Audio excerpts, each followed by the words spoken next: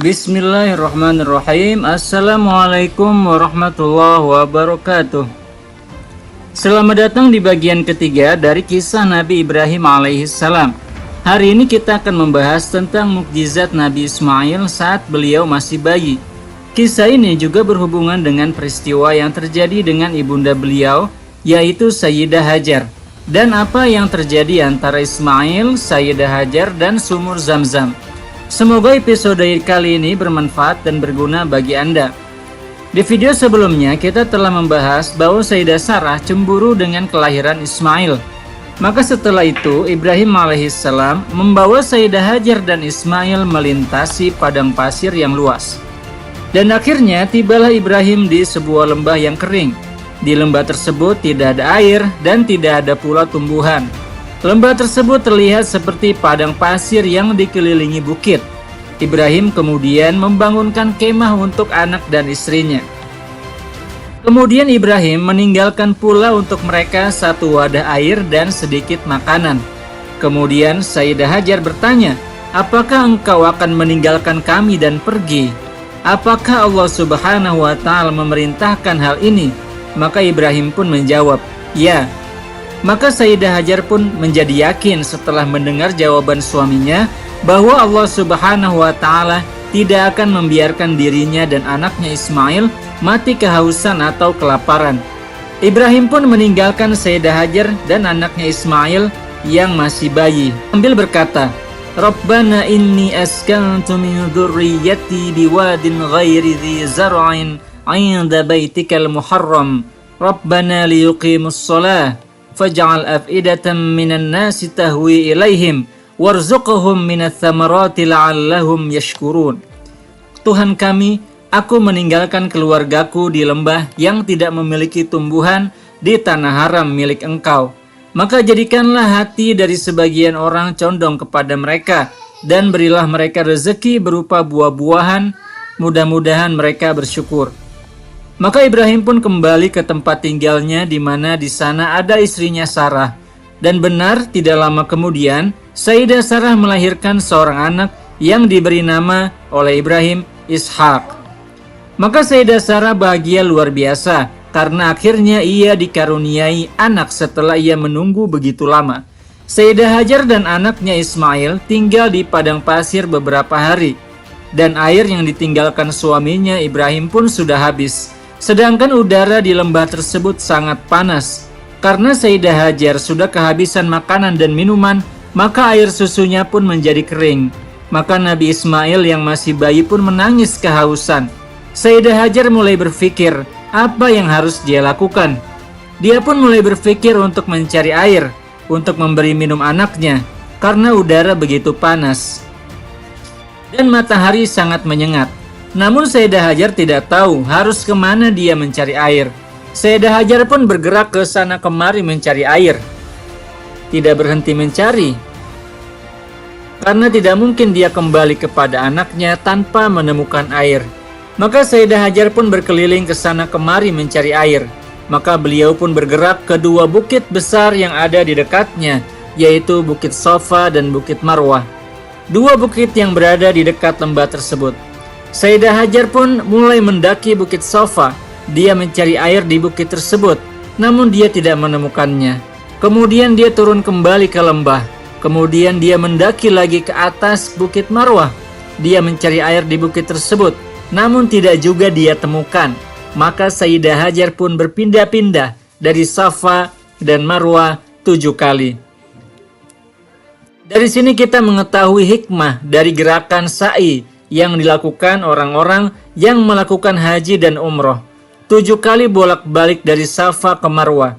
Mereka melakukan apa yang dilakukan oleh Sayyidah Hajar yang berusaha mencari air untuk bayinya yang kehausan. Setelah berpindah-pindah dari Bukit Safa dan Marwah, dari Bukit Safa ke Marwah 7 kali, Sayyidah Hajar pun kelelahan dan tidak mampu mendaki lagi. Maka Sayyidah Hajar pun mendekati bayinya. Dia khawatir jika dia kembali mendekat kepada bayinya, dia akan mendapatinya mati kehausan. Sayyidah Hajar melihat bayi Ismail menggerakkan kedua kakinya karena kehausan. Saat Ismail melakukan itu, tiba-tiba muncul air dari bawah kakinya. Sayyidah Hajar sangat bahagia melihat air tersebut. Dia pun memberi minum anaknya dan bersyukur kepada Allah Subhanahu wa Ta'ala. Dia bersyukur karena Allah Subhanahu wa Ta'ala tidak membiarkan mereka berdua mati kehausan. Namun Allah Subhanahu wa Ta'ala menyelamatkan mereka berdua di saat-saat yang paling sulit. Tidak lama setelah itu tersebar kabar bahwa terdapat sumur di suatu lembah di tengah bukit di padang pasir. Maka orang berdatangan ke sumur tersebut, dan tempat tersebut pun menjadi ramai oleh pendatang. Dan sumur yang muncul dari bawah kaki Nabi Ismail tersebut kemudian disebut dengan sumur Zamzam. Allah Subhanahu wa Ta'ala menjadikan air dari sumur tersebut sebagai obat dan keberkahan bagi Sayyidah Hajar dan Sayyidina Ismail alaihissalam. Ketika Ibrahim alaihissalam datang kembali ke tanah haram, Ibrahim tidak mengenali lagi tempat tersebut karena dia melihat begitu banyak orang yang tinggal di tempat tersebut. Pemukimannya sangat ramai. Dia pun mengira bahwa dia salah tempat. Namun setelah mendengar bahwa Sayyidah Hajar dan Sayyidina Ismail keduanya masih ada di tempat tersebut, Ibrahim pun akhirnya mendatangi mereka berdua, memeluk mereka dan menangis bahagia melihat mereka dalam keadaan baik-baik saja.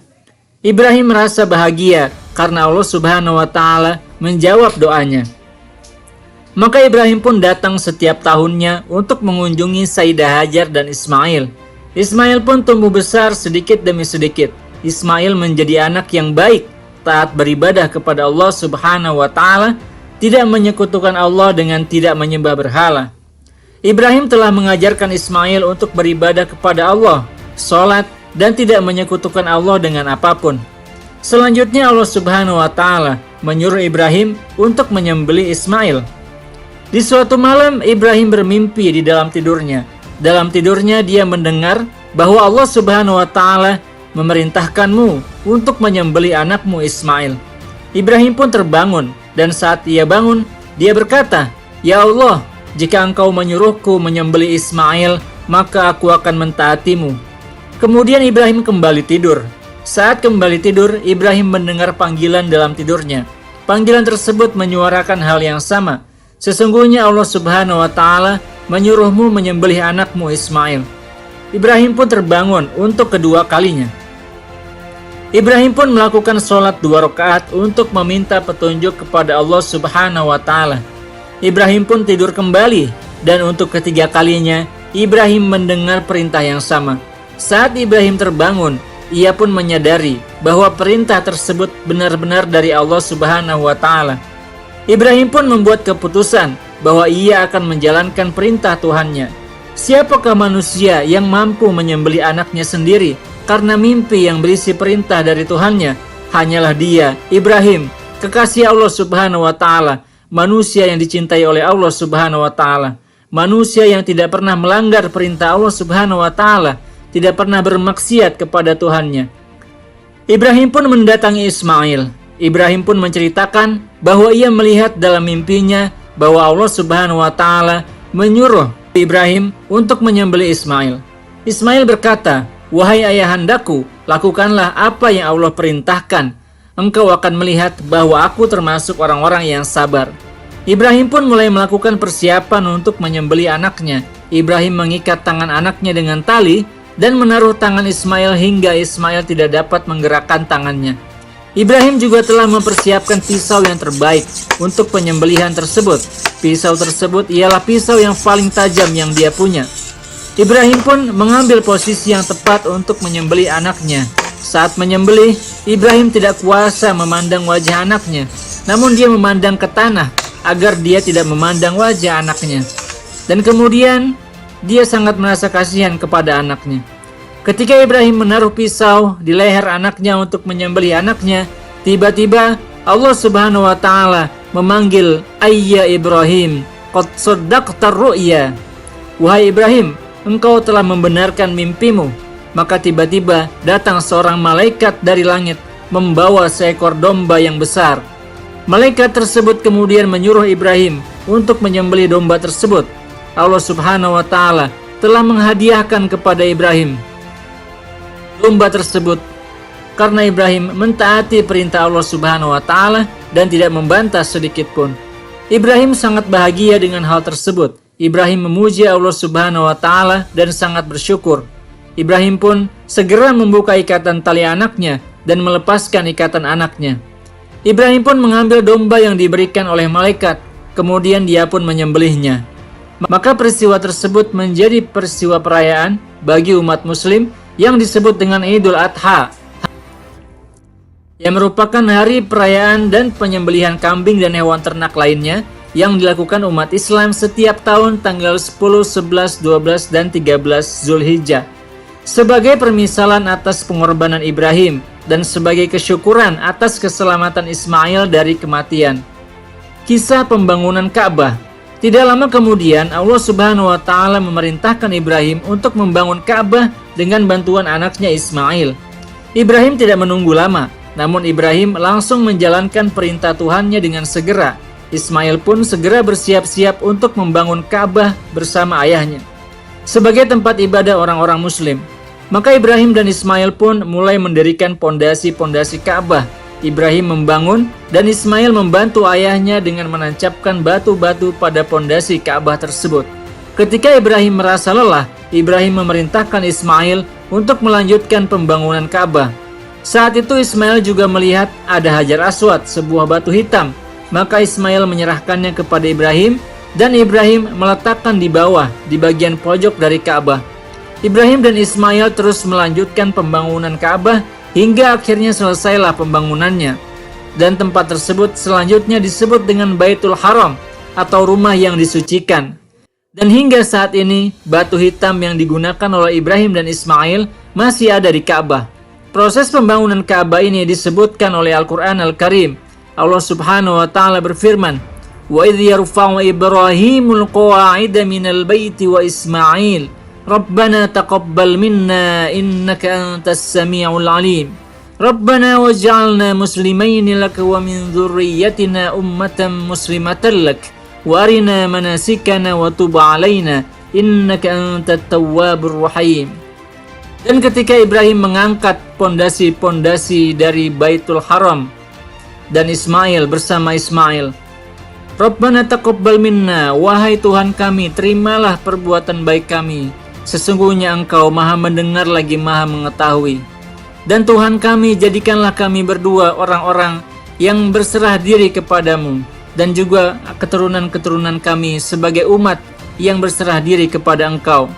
Dan perlihatkan, ajari kepada kami bagaimana cara beribadah. Wa tub 'alaina, dan ampunilah dosa kami. Innaka antat tawwabur rahim, sesungguhnya Engkau Maha pengampun dosa lagi Maha penyayang. Setelah selesai pembangunan Baitul Haram, Ibrahim pun melakukan azan, memanggil umat manusia untuk datang mengunjungi Baitul Haram. Maka umat manusia pun berdatangan ke Baitul Haram dari berbagai tempat. Ibrahim pun mengajarkan mereka gerakan-gerakan ibadah haji sebagaimana Allah Subhanahu wa Ta'ala mengajarkannya. Maka ibadah haji mengunjungi Baitul Haram menjadi suatu ibadah wajib bagi setiap muslim, laki-laki dan perempuan yang mampu menjalankannya. Dengan demikian selesailah kisah Ibrahim dengan anaknya Ismail. Ibrahim telah berhasil melaksanakan perintah-perintah Allah dengan baik, mulai dari menyembelih anaknya sendiri yang kemudian diganti oleh Allah Subhanahu wa Ta'ala sembelihan tersebut dengan seekor kambing. Kita menyaksikan bagaimana seorang anak begitu patuh kepada orang tuanya dan kepada Tuhannya. Bagaimana cinta Ismail sebagai seorang anak kepada Allah lebih besar daripada apapun. Bahkan cintanya kepada Allah lebih besar daripada cintanya terhadap nyawanya sendiri.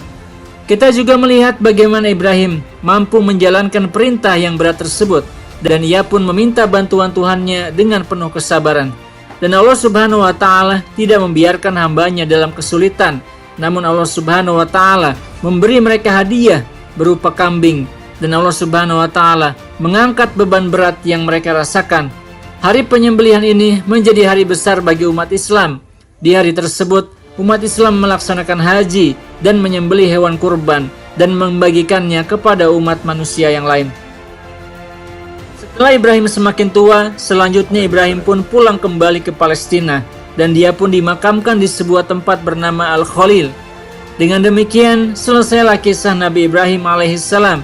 Semoga kita dapat bertemu kembali di video-video selanjutnya untuk membahas kisah-kisah para nabi yang mulia. Semoga kita dapat meniru akhlak, sikap, dan kebaikan-kebaikan para nabi tersebut. Amin ya rabbal alamin. Jangan lupa untuk melakukan subscribe agar Anda tidak ketinggalan video-video selanjutnya. Terima kasih. Wassalamualaikum warahmatullahi wabarakatuh.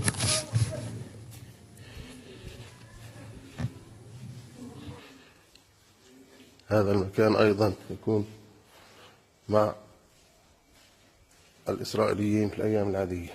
اليوم مفتوح جميعا.